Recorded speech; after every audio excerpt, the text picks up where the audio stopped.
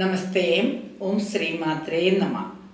Sridevi astrological consultancy ചാനലിലേക്ക് ഏവർക്കും സ്വാഗതം. ഇന്ന് ഇവിടെ ദേവി മാഹാത്മ്യത്തിൻ്റെ പ്രാധാന്യത്തെക്കുറിച്ചാണ് പറയുന്നത്. ദേവി മാഹാത്മ്യം എന്നത് മാർക്കണ്ഡേയ പുരാണത്തിലെ ഒരു ഭാഗമായിട്ടാണ് പറയുന്നത്. 700 ശ്ലോകങ്ങളുള്ള ഒരു ഗ്രന്ഥമാണ് ദേവി മാഹാത്മ്യം. ചണ്ഡി പാഠം എന്നും വേണമെങ്കിലും ഇത് പറയാം. ചണ്ഡികാദേവിയെ സ്തുതിച്ചുകൊണ്ട് ഉള്ള ഒരു ഗ്രന്ഥമാണ് ഇത്. ഒരു കഥ പറയുന്ന രൂപത്തിലാണ്, ഒരു കഥയാണിത്. അതായത് സുമേധസ് എന്ന് പറഞ്ഞ മഹർഷിയുടെ അടുത്ത് സുരഥൻ എന്നൊരു രാജാവും സമാധി എന്ന് പറയുന്ന വൈശ്വരനും അവരുടെ ദുഃഖങ്ങൾ പങ്കുവയ്ക്കുകയും അപ്പം അവരുടെ ദുഃഖങ്ങൾക്കൊക്കെ ഒരു പരിഹാരം എന്ന രീതിയിൽ നിങ്ങൾ ദേവിയെ ഭജിച്ചോളൂ എന്ന് പറഞ്ഞ് ദേവിയുടെ മൂലമന്ത്രമൊക്കെ ഉപദേശിച്ചു കൊടുത്ത് ആ ദേവിയെ ഭജിക്കുന്നതിന് വേണ്ടി, അപ്പം ദേവിയെ ഭജിച്ചാൽ എന്തൊക്കെ ഫലങ്ങൾ ഉണ്ടാകും എന്നൊക്കെ പറഞ്ഞുകൊണ്ടുള്ള ഒരു കഥാരൂപത്തിലാണ് ഈ ദേവി മാഹാത്മ്യത്തിൻ്റെ അവതരണം. പക്ഷേ ഇതൊരു മഹാമന്ത്രമായിട്ടാണ് കരുതുന്നത്. ഈ ദേവി മാഹാത്മ്യം കയ്യിലുണ്ടെങ്കിൽ ഒരു 1000 വാൾട്ടുള്ള ഒരു ഏലസ് ധരിക്കുന്നത് പോലെയാണ്. ഒരു ശത്രുദോഷവും ഒരു കഷ്ടതയും വരില്ല എന്നുള്ളതാണ്. എവിടെയും എപ്പോഴും നമുക്ക് ഈ ഗ്രന്ഥം കയ്യിലുണ്ടെങ്കിൽ, ആദ്യകാലങ്ങളിൽ എല്ലാവരും രക്ഷാ കവചമായിട്ടാണ് ദേവി മാഹാത്മ്യം കയ്യിൽ സൂക്ഷിച്ചിരുന്ന. പേഴ്സിൽ സൂക്ഷിക്കും. ചെറിയൊരു ഗ്രന്ഥമാണ്, അത് കയ്യിൽ സൂക്ഷിക്കാവുന്നതാണ്. അതുപോലെ വീട്ടിൽ പണപ്പെട്ടിയിൽ സൂക്ഷിക്കും. അതുപോലെ അലമാരിക്കുള്ളിൽ സൂക്ഷിക്കും. വളരെ മഹത്തരമായ ഈ ഗ്രന്ഥത്തിൽ 700 ശ്ലോകങ്ങളാണുള്ളത്. ചണ്ഡി പാഠം എന്നാണ് പേര്. മാത്രവുമല്ല, ഇതിൽ ദേവിയെ ജഗജ്ജനനിയായ ആദിപരാശക്തിയെക്കുറിച്ചുള്ള വർണ്ണനയാണ്. ഈ ദേവി മാഹാത്മ്യം പാരായണം ചെയ്യുന്നതിലൂടെ എന്തെല്ലാം ഫലസിദ്ധികൾ കിട്ടുമെന്ന് അമ്മ തന്നെ 13ാം അധ്യായത്തിൽ അമ്മ തന്നെ പറഞ്ഞിട്ടുണ്ട്. കാരണം സന്താനങ്ങളില്ലാത്തവർക്ക് സന്താന ഭാഗ്യം, ഇനി വിവാഹം കഴിക്കാത്തവർക്ക് വിവാഹത്തിനുള്ളൊരു ഭാഗ്യം, അതായത് ഭർത്തൃ ഭാഗ്യം അല്ലെങ്കിൽ ഭാര്യാഭാഗ്യം, അങ്ങനെയുള്ള ഭാഗ്യങ്ങളെല്ലാം വന്നു ചേരും. സമ്പത്തില്ലാത്തവർക്ക് സമ്പത്ത് വന്നു ചേരും. രോഗദുരിതങ്ങൾ കൊണ്ട് വലയുന്നവർക്ക് രോഗദുരിതങ്ങളിൽ നിന്നുള്ള മോചനം ഉണ്ടാവും. സാമ്പത്തിക പ്രതിസന്ധി ഉള്ളവർക്ക് അല്ലെങ്കിൽ കടം കൊണ്ട് വലയുന്നവർക്ക് കടമെല്ലാം വീടിക്കിട്ടും. ഇതിന് ഏതൊന്നിനും എന്ത് കഷ്ടതയ്ക്കും ഉള്ള ഒരു ഒറ്റമൂലിയാണ് ദേവി മാഹാത്മ്യ പാരായണം. അപ്പം നമുക്ക് ആ ദേവി മാഹാത്മ്യം പാരായണം ചെയ്യും. ഈ ദേവി മാഹാത്മ്യത്തിലെ കവചം എന്നൊന്നുള്ളത്, ആ കവചത്തിലെ വരികളിലൂടെ കടന്നു പോയാൽ നമുക്കൊരു കവചം, എല്ലാ ശത്രുബാധയിൽ നിന്നും എല്ലാ ദോഷങ്ങളിൽ നിന്നും നമുക്ക് മോചനം കിട്ടുമെന്നാണ് വിശ്വാസം. അതുകൊണ്ട് തന്നെ ദേവി മാഹാത്മ്യം പാരായണം ചെയ്യുന്നതിന് ഒരു 3-4 രീതികളുണ്ട്. ദേവി മാഹാത്മ്യം മാർക്കണ്ഡേയ പുരാണത്തിൽ നിന്നെടുത്തിട്ടുള്ള ഇത് ഒരു സംസ്കൃത ശ്ലോകമാണ്. ദുർഗാ സപ്തശതി എന്ന്, ദുർഗാദേവി, നവദുർഗമായ ദുർഗാദേവിയെ കുറിച്ചുള്ള ഏറ്റവും ശക്തി സ്വരൂപിണിയായ ദുർഗാദേവിയെ കുറിച്ചുള്ള ശ്ലോകമാണ്. സർവമംഗളങ്ങളും നൽകുന്ന ഈ ശ്ലോകത്തിലെ നമുക്കറിയാം, സർവമംഗളമാംഗല്യേ ശിവേ സർവാർത്ഥ സാധികേ ശരണ്യേ ത്രയംബകേ ഗൗരി നാരായണി നമസ്തുതേ എന്നുള്ളത് ദേവി മഹാത്മ്യത്തിലെ നാരായണി സ്തുതി എന്ന് പറയുന്ന 11ാം അധ്യായത്തിലെ വരികളാണ്. ഇതുപോലെ വളരെ നിറയെ ശ്ലോകങ്ങൾ നമ്മൾ ചൊല്ലാറുണ്ട്. യാ ദേവി സർവഭൂതേഷു മാതൃരൂപേണ സംസ്ഥിത നമസ്തസ്യൈ നമസ്തസ്യൈ നമസ്തസ്യൈ നമോ നമഃ. ഇത് 21 ഭാവത്തിലുള്ളതുണ്ട്. ഇത് ദേവി മാഹാത്മ്യത്തിലെ 5ാം അധ്യായത്തിലുള്ളതാണ്. അതുപോലെ തന്നെ ദുർഗാദേവിയുടെ മൂലമന്ത്രം ഓം ദും ദുർഗായ നമഃ, ഓം ഹ്രീം വിച്ചേ ദുർഗായ നമഃ എന്നുള്ളത് വളരെ വിശദമായിട്ട് മഹാമന്ത്രങ്ങളുടെ ഒരു സാഗരം പോലെ തന്നെയാണ്. 700 മന്ത്രങ്ങൾ ഉള്ളത് കൊണ്ട് ഇതിനെ കേരളത്തിൽ ദേവി മാഹാത്മ്യം എന്ന് പറയുമെങ്കിൽ ഉത്തരഭാഗത്ത്, ഇന്ത്യയുടെ ഉത്തരേന്ത്യയിലൊക്കെ ഇതിനെ സപ്തശ്ലോകി എന്നാണ് പറയുക. ദുർഗാ സപ്തശതി എന്നും പറയും. ഈ ദേവി മാഹാത്മ്യത്തെ 3 ഘട്ടങ്ങളിലായിട്ടാണ് നമ്മൾ വർണ്ണിച്ചിരിക്കുന്നത്. ഒന്നാമത്തേത് പ്രഥമ ചരിതം, മധ്യമചരിതം, ഉത്തമചരിതം എന്നിങ്ങനെ 3 ഭാവങ്ങളുണ്ട്. പ്രഥമ ചരിതത്തിൽ അമ്മ മധുകൈടവന്മാരെ നിഗ്രഹിക്കുന്നതിന് വേണ്ടിയിട്ട്, അത് മധുകൈടവന്മാരുടെ ഉത്ഭവത്തെക്കുറിച്ചൊക്കെ നമ്മളൊന്നും അറിഞ്ഞിരിക്കണം. കാരണം എന്താണെന്ന് വെച്ച് കഴിഞ്ഞാൽ വിഷ്ണു ഭഗവാൻ യോഗനിദ്രയിലായിരുന്നു. അപ്പം ആ യോഗനിദ്രയിൽ കിടന്ന് വിഷ്ണു ഭഗവാന്റെ കർണകമലങ്ങളിൽ നിന്നും മധുകൈടവന്മാരുണ്ടായി. അവരുടെ ഭയങ്കര ആ മധുകൈടവന്മാരുണ്ടായി ഇവരെന്ത് ചെയ്തു, അവർ ജനിച്ച ഉടനെ തന്നെ അവർ നോക്കുമ്പോൾ ഭഗവാന്റെ നാഭിയിൽ കമലത്തിൽ ഇങ്ങനെ ബ്രഹ്മാവിരിക്കുന്നത് കണ്ടു. ഇത് കണ്ടിട്ട് അവർക്കൊരു അത്ഭുതം തോന്നിയിട്ട് അവരെന്ത് ചെയ്തു, ബ്രഹ്മാവിനെ വധിക്കാനായിട്ട് ഇറങ്ങി. അപ്പോഴത്തേക്കും എല്ലാവരും കൂടി, ദേവതകളെല്ലാവരും കൂടി ആ ബ്രഹ്മാവ് വേഗം ഭഗവാന്റെ കണ്ണുകളിൽ വസിക്കുന്ന യോഗമായ ദേവിയെ ഇങ്ങനെ അപേക്ഷിച്ചു, അമ്മയൊന്ന് മാറിത്തരണം, എന്നാലേ ഭഗവാൻ ഉണരാൻ പറ്റുള്ളൂ, ഭഗവാൻ ഉണർന്നാൽ മാത്രമേ ഈ മധുകൈടവന്മാരെ നിഗ്രഹിക്കാൻ സാധിക്കുകയുള്ളൂ എന്ന് പറഞ്ഞ് ബ്രഹ്മാവിൻ്റെ അപേക്ഷപ്രകാരം യോഗമായ ദേവി ഭഗവാന്റെ കണ്ണുകളിൽ നിന്ന് മാറുകയും ഭഗവാൻ നിദ്രയിൽ നിന്ന് ഉണർന്നു. ഉടനെ തന്നെ പിന്നെ യുദ്ധമാണ്. യുദ്ധത്തിൽ അമ്മയെ മധുകൈടവന്മാരെ വധിക്കുന്നു. പിന്നെ നിശുംഭന്മാരുടെ വധം, പിന്നെ ധ്രുമ്രലോചനൻ, അങ്ങനെ രക്തബീജൻ, അങ്ങനെയുള്ള കുറേ അസുരന്മാരുടെ നിഗ്രഹമാണ്. ശരിക്കും കുറേ അസുരന്മാരെ, തിന്മയെ ജയിക്കുന്ന, യുദ്ധം ചെയ്ത് ജയിച്ച് വിജയം ആഘോഷിക്കുന്നതാണ് ശരിക്കും ഈ ദേവി മഹാത്മ്യത്തിൻ്റെ ഒരു കഥാസാരം. ഇതൊരു കഥ പറയുന്നത് പോലെയാണ് പറഞ്ഞിരിക്കുന്നത്. സുരഥൻ എന്ന രാജാവിനോട് സമാധി എന്ന ഒരു വൈശ്യനോടുമാണ് പറഞ്ഞത്.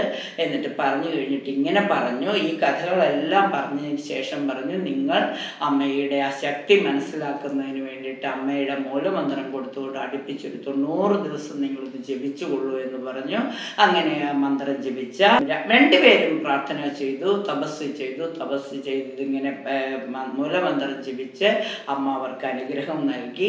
ഒരാളോട് ചോദിച്ചു എന്താണ് വേണ്ടതെന്ന് ചോദിച്ചപ്പോൾ പറഞ്ഞു, എനിക്ക് നഷ്ടപ്പെട്ട എൻ്റെ രാജ്യം തിരിച്ചു കിട്ടണം, നല്ല രാജാവായിട്ട് ഭരണം തുടരണം, എനിക്ക് പ്രജകളെയൊക്കെ നന്നായിട്ട് സേവിക്കണം എന്ന് പറഞ്ഞു. അമ്മ അതുപോലെയൊക്കെ ആവട്ടെ എന്ന് അമ്മ വരം കൊടുത്തു. പക്ഷെ അമ്മയ്ക്ക് അവരുടെ ഭക്തിയിൽ സംതൃപ്തി തോന്നിയിട്ട് അമ്മ അവരോട് പറഞ്ഞു, ഇനി ഒരിക്കൽ സാവർണിക സൂര്യ ഭഗവാന്റെ പുത്രനായി ജനിക്കും, എന്നിട്ട് വീണ്ടും ഒരു സാവർണിക മന്വന്തരം എന്ന് പറയുന്ന ഒരു മന്വന്തരം ഉണ്ടാകും എന്നൊക്കെ പറഞ്ഞതുപോലെയൊക്കെ തന്നെ സംഭവിച്ചു. സമാധിയോട് ചോദിച്ചു എന്താണ് ആവശ്യം എന്ന് പറഞ്ഞപ്പോൾ എനിക്ക് മോക്ഷപ്രാപ്തിയാണ് വേണ്ടത്, എൻ്റെ ആയുസ്സുള്ളിടത്തോളം കാലം നല്ല സൽക്കർമ്മങ്ങൾ ചെയ്ത് ജീവിക്കണം, അമ്മയുടെ മഹത്വം എല്ലാവരിലും എത്തിക്കണം, അത് കഴിഞ്ഞ് എനിക്ക് മോക്ഷം തരണം എന്ന് പ്രാർത്ഥിച്ചു. അങ്ങനെ തന്നെ ആവട്ടെ എന്ന് അമ്മ അനുഗ്രഹിക്കുകയും ചെയ്തു. ഇതെല്ലാം ഈ കഥകൾ കേൾക്കുമ്പോൾ നമുക്ക് മനസ്സിലാവും, ഓരോ വധത്തിൻ്റെ പിന്നിലും ആ തിന്മയെ എതിർക്കാനായിട്ടുള്ള ഈ ദേവി മഹാത്മ്യത്തിലൂടെ തന്നെയാണ്. അതിൽ ആ യുദ്ധ സമയത്താണ് സപ്തമാതൃക്കളുടെ ഉത്ഭവമൊക്കെ. അപ്പോൾ ഓരോ വരികളിലൂടെയും നമ്മളിത് കടന്നു പോകുമ്പോൾ നമുക്ക് ദേവി മഹാത്മ്യം എന്ന ഗ്രന്ഥം എത്ര പവിത്രമാണ് എന്ന് മനസ്സിലാവും. നമ്മളുടെ ഒരു വിശ്വാസം, ഹിന്ദുക്കൾ ശൈവരെന്നും വൈഷ്ണവരെന്നും ശാക്തേയരെന്നും 3 ഗ്രൂപ്പുകളായിട്ട് തിരിച്ചിട്ടുണ്ട്. പിന്നെ ബൗദ്ധർ, കുറേ മതങ്ങൾ, ഉപമതങ്ങളുണ്ട്. എന്നാൽ ശിവഭഗവാനെ പ്രാർത്ഥിക്കുന്ന ഒരു കൂട്ടം ജനങ്ങളുണ്ട്. ശിവഭഗവാനാണ് ഈ പ്രപഞ്ചത്തിലെല്ലാം എന്ന് വിശ്വസിക്കുന്ന ഒരു കൂട്ടരെ ശൈവരെന്നാണ് അറിയപ്പെടുക. അതുപോലെ മഹാവിഷ്ണുവാണ് ഈ പ്രപഞ്ചത്തിലെല്ലാം എന്ന് വിശ്വസിക്കുന്നവർ വൈഷ്ണവരായിട്ട് കരുതപ്പെടുന്നു. അമ്മയാണ്, ആദിപരാശക്തിയായ അമ്മയാണ് എല്ലാം, അമ്മയുടെ ശക്തിയാണ് ഈ പ്രപഞ്ചത്തെ നിലനിർത്തിക്കൊണ്ടുപോകുന്ന വിശ്വസിക്കുന്നവരെല്ലാം ശാക്തേയരാണ്. അപ്പോൾ ഈ ശാക്തേയരുടെ ദേവിയാണ്, അമ്മയാണ് ഈ ജഗജ്ജനനിയായ ആദിപരാശക്തി. അപ്പം അമ്മയെ സ്തുതിച്ച് അമ്മയെ ഉപാസിക്കുന്നതിന്, അമ്മയെക്കുറിച്ച് കൂടുതൽ അറിയുന്നതിന്, അമ്മയുടെ അത്ഭുതങ്ങൾ, മതം, ഓരോ ശത്രുവിനെയും നിഗ്രഹിച്ച രീതികൾ, അതിനുവേണ്ടി അനുഷ്ഠിച്ച ഇതൊക്കെ നമ്മൾക്ക് മനസ്സിലാക്കുമ്പോൾ നമ്മൾക്ക് തിന്മകൾ എന്തെങ്കിലും ഉണ്ടെങ്കിൽ ആ തിന്മകളെല്ലാം മാറി നന്മയുടെ ആ സാരാംശം മനസ്സിലാക്കുവാൻ സാധിക്കും. അപ്പോൾ ദേവി മഹാത്മ്യത്തിലെ പ്രഥമ ചരിതം മധുകൈടഭവധമാണ്. അത് 1-ാം ദിവസം വായിക്കുന്നു. പിന്നെ 2, 3, 4 അധ്യായങ്ങൾ മധ്യമചരിതം എന്നാണ് പറയുന്നത്. 2, 3, 4 മധ്യമചരിതം വായിക്കുന്നു. പിന്നെ 5 മുതൽ 13 വരെയുള്ള അധ്യായങ്ങൾ ഉത്തമചരിതമാണ്. അത് ബാക്കിയുള്ള ദിവസങ്ങളിൽ 3 ദിവസം 3 ദിവസമായിട്ട് വായിക്കുന്നവരുണ്ട്. ഇതല്ലാതെ വേറെ നമുക്ക് അർഗളം, കീലകം, കവചം എന്നിങ്ങനെ 3 ശ്ലോകം ചൊല്ലിയിട്ട് ആദ്യം അർഗളവും കീലകവും കവചവും ചൊല്ലും. അത് കഴിഞ്ഞതിന് ശേഷം പ്രഥമചരിതം, ഉത്തമചരിതം, മധ്യമചരിതം ചൊല്ലുന്നവരുണ്ട്.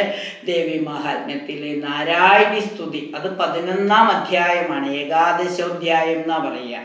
അതായത് സർവ്വ അഭീഷ്ടങ്ങളും സാധിച്ചു തരുന്ന ആ സ്തുതി കേട്ടാൽ നമുക്ക് അമ്മയെ സ്തുതിക്കുമ്പോൾ ദേവ്യാഹതേ തത്ര മഹാസുരേന്ദ്ര സേന്ദ്രസുരാവന്യ പുരോഗമാസ്തം എന്നുള്ള വരികൾ കേൾക്കുമ്പോൾ തന്നെ അതിലെ വരികളിൽ ഒന്നാണ്, ആ ശ്ലോകത്തിൽ ഒന്നാണ് സർവമംഗളമാംഗല്യം. അപ്പോൾ അത് ചൊല്ലാനായിട്ട് നമുക്ക് ഏത് ക്ഷേത്രത്തിൽ ചെന്നാലും, ദേവീക്ഷേത്രത്തിൽ ചെന്നാൽ അത് എഴുതി വെച്ചിട്ടുണ്ടാവും. അപ്പോൾ അതിൻ്റെ ഉത്ഭവം ഇവിടെ നിന്നാണെന്ന് മനസ്സിലാക്കാനും ആ ശ്ലോകങ്ങൾ, ബാക്കിയുള്ള ശ്ലോകങ്ങൾ അപ്പുറത്തുള്ള വരികൾ കൂടി അറിയുന്നത് എല്ലാവർക്കും നല്ലതാണ്. അധികം പേരും ദേവി മഹാത്മ്യം വായിക്കുന്നവരെ പഞ്ചമോധ്യായം സന്താനങ്ങളുടെ അഭിവൃദ്ധിക്ക് വേണ്ടിയിട്ട്, സന്തതി സൗഭാഗ്യത്തിന് വേണ്ടിയിട്ടാണ് പഞ്ചമോധ്യായം ചൊല്ലുന്നത്. അത് ദേവിയുടെ 21 ഭാവങ്ങളെ വർണ്ണിക്കുന്നതാണ്. യാ ദേവി സർവഭൂതേഷു മാതൃരൂപേണ സംസ്ഥിത നമസ്തസ്യൈ നമസ്തസ്യൈ നമസ്തസ്യൈ നമോ നമഃ എന്നുള്ള 21 ഭാവത്തെ വർണ്ണിക്കുന്നതാണ്. അപ്പം ഇത് രണ്ടും മാത്രം വായിക്കുന്നവരുണ്ട്. എല്ലാ ദിവസവും ദേവി മഹാത്മ്യത്തിലെ 11-ാം അധ്യായം, പഞ്ചമാധ്യായം വായിക്കുന്നവരുണ്ട്. പക്ഷെ നവരാത്രി ദിവസങ്ങളൊക്കെ വരുമ്പോൾ നമ്മൾ എന്ത് വെച്ച് കഴിഞ്ഞാൽ 1 മുതൽ, അതായത് ഞായറാഴ്ച മുതൽ ശനിയാഴ്ച വരെ എന്ന ക്രമത്തിൽ എഴുത്തച്ഛൻ കിളിപ്പാട്ട് രീതിയിലും ദേവി മഹാത്മ്യം അവതരിപ്പിച്ചിട്ടുണ്ട്. അതിപ്പോൾ അതിന് 1-ാമത്തെ അധ്യായം, പിന്നെ അങ്ങനെ ഞായറാഴ്ച ഇത്ര വായിക്കണം, തിങ്കളാഴ്ച ഇത്ര വായിക്കണം, അങ്ങനെ ചിട്ടപ്പെടുത്തിയിട്ടുണ്ട്. അത് കിളിപ്പാട്ട് രീതിയിലാണ്. സാധാരണക്കാർക്ക് ആർക്കും വായിച്ചാൽ മനസ്സിലാവുന്ന രീതിയിലുള്ളതാണ് കിളിപ്പാട്ട് രീതിയിലുള്ള ദേവി മഹാത്മ്യം. പക്ഷേ സംസ്കൃതം പദ്യം ചൊല്ലുന്നവർക്കാണെങ്കിൽ അവർ സാധാരണ ഈ നവരാത്രി കാലത്താണ് പൂർണ്ണമായിട്ടും ദേവി മഹാത്മ്യം ചൊല്ലി തീർക്കുന്നത്. അത് ഞാൻ പറഞ്ഞ പോലെ ആദ്യത്തെ 3 ദിവസം, നവരാത്രിയിലെ ആദ്യത്തെ 3 ദിവസം പാർവതീ ദേവിയെ ആണ് പ്രാർത്ഥിക്കുക. ആദ്യത്തെ 3 ദിവസം പാർവതീ ദേവിയെ പ്രാർത്ഥിക്കും. അമ്മയുടെ 9 ഭാവങ്ങളാണ് നവദുർഗ എന്ന് പറയുന്നത്. അപ്പോൾ ആദ്യത്തെ 3 ദിവസം നമ്മൾ നവദുർഗയിൽ ആ 3 ഭാവത്തെ, പിന്നീട് 3 ദിവസം മഹാലക്ഷ്മി ഭാവത്തെ, പിന്നെ 3 ദിവസം സരസ്വതി ദേവിയെ, അങ്ങനെ പ്രാർത്ഥിക്കുന്നവരുണ്ട്. നമുക്കിവിടെ നവദുർഗാ ഭാവത്തെ മൊത്തമായിട്ട് 1-ാം ദിവസം കവചത്തിൽ പറഞ്ഞിട്ടുണ്ട്. പ്രഥമം ശൈലപുത്രീജി എന്ന് കവചത്തിലെ വരികളാണ്. ആ വരികളിലൂടെ നമുക്കൊന്ന് കടന്നു പോകുമ്പോൾ പറയാം. കവചം എന്ന് പറയുന്ന ദേവി മഹാത്മ്യത്തിലെ ഒരു അധ്യായമാണ്. ആ കവചം പറയുമ്പോൾ പറഞ്ഞില്ലേ, നമുക്ക് തന്നെ അമ്മയുടെ ഒരു കവചം കിട്ടുന്നത് പോലെയാണ് അതിലെ വരികൾ. ഈ നവദുർഗാ ഭാവത്തെക്കുറിച്ച് വർണ്ണിച്ചിട്ടുണ്ട്. പ്രഥമം ശൈലപുത്രീജി, ദ്വിതീയം ബ്രഹ്മചാരിണി, തൃതീയം ചന്ദ്രഖണ്ഡേതി, കൂഷ്മാണ്ഡേതി ചതുർത്ഥകം, പഞ്ചമം സ്കന്ദമാദേതി, ഷഷ്ടം കാത്യായനീതി ച, സപ്തമം കാളരാത്രീതി, മഹാഗൗരീതി ചാഷ്ടമം, നവമം സിദ്ധിദാ പ്രോക്ത, നവദുർഗാ പ്രകീർത്തിത. അങ്ങനെ നവദുർഗമാരെ ശൈലപുത്രിയായിട്ടും ബ്രഹ്മചാരിണിയായിട്ടും ചന്ദ്രകണ്ഠയായിട്ടും സ്കന്ദമാതയായിട്ടും കാർത്യായനി ദേവിയായിട്ടും കുഷ്മാണ്ഡയായിട്ടും മഹാഗൗരിയായിട്ടും സിദ്ധിദാ പ്രോക്തിയായിട്ടും കാളരാത്രിയായിട്ടും ഒക്കെ 9 ഭാവത്തിൽ വർണ്ണിച്ചിട്ടുണ്ട്. ഓരോ ഭാവത്തെയും നമുക്ക് ഓരോ ദിവസമായിട്ട് നമുക്കതിൻ്റെ വിശദാംശങ്ങളിലേക്ക് കടന്നു പോകാം. എന്നിട്ട് ആ 9 ഭാവത്തിലും എന്തൊക്കെ പ്രാർത്ഥനകളാണ് ചെല്ലുന്നതെന്ന് നമുക്ക് മനസ്സിലാക്കുമ്പോൾ ഈ നവരാത്രി കാലം ദേവി മഹാത്മ്യം ഫുള്ളായിട്ട് വായിച്ച് അമ്മയുടെ അനുഗ്രഹം ശക്തി കൂട്ടി നമ്മളുടെ പവർ എന്താണെന്ന് മനസ്സിലാക്കി നമ്മളുടെ ദൈവാധീനം വർദ്ധിപ്പിക്കാനുള്ള ഒരവസരമാണ്. ദേവീമാഹാത്മ്യത്തിലെ വരികളിലൂടെ കടന്നു പോകുമ്പോൾ എല്ലാവർക്കും ആത്മധൈര്യം വന്നു ചേരും. അപ്പം ശൈലപുത്രി ദേവിയായിട്ട്, അതായത് നമ്മൾ ഇവിടെ നവദുർഗാഭാവം എന്ന് പറയുന്നത് അമ്മയുടെ 9 ഭാവത്തെ എടുക്കുകയാണ്. ആ 9 ഭാവത്തെ നമുക്ക് ഓരോ ദിവസവും ഓരോ രീതിയിൽ തന്നെ നമുക്ക് ചെയ്യാം. ഇതിനെക്കുറിച്ച് പറഞ്ഞത് എന്താണെന്ന് വെച്ച് കഴിഞ്ഞാൽ, ദേവി മഹാത്മ്യം അതിവിശിഷ്ടമായ ഒരു ഗ്രന്ഥമാണെന്നും എല്ലാ ദിവസവും പഞ്ചമോധ്യായം ചെയ്യുക, സന്താനങ്ങൾക്ക് വേണ്ടി എന്താണ് നമുക്ക് ചെയ്യാനുള്ളതെന്ന് വെച്ചാൽ ഈ വരികളിലൂടെ പഞ്ചമാധ്യായത്തിലൂടെ കടന്നു പോകുമ്പോൾ സർവാഭീഷ്ടങ്ങളും സാധിച്ചു തരുവാൻ ഏകാദശോധ്യായം അല്ലെങ്കിൽ നാരായണീ സ്തുതിയുണ്ട്. അതും ചൊല്ലുമ്പോൾ എല്ലാം മംഗളമായി തീരും. ഏറ്റവും നല്ലൊരു കവചമായിട്ട് നമ്മൾക്ക് ഈ പുസ്തകം അല്ലെങ്കിൽ ഈ ഗ്രന്ഥം നമുക്കൊരു അനുഗ്രഹമായി തീരും. എല്ലാവരും 50 രൂപ മുടക്കിയാൽ ഒരു നല്ല ദേവി മഹാത്മ്യം സ്വന്തമാക്കാം. നന്മയുടെ മൂല്യം തിരിച്ചറിഞ്ഞുകൊണ്ട് അമ്മയിലേക്ക് അടുക്കാൻ. ഇതിൻ്റെ ഒരു പ്രത്യേകത എന്താണെന്നറിയോ?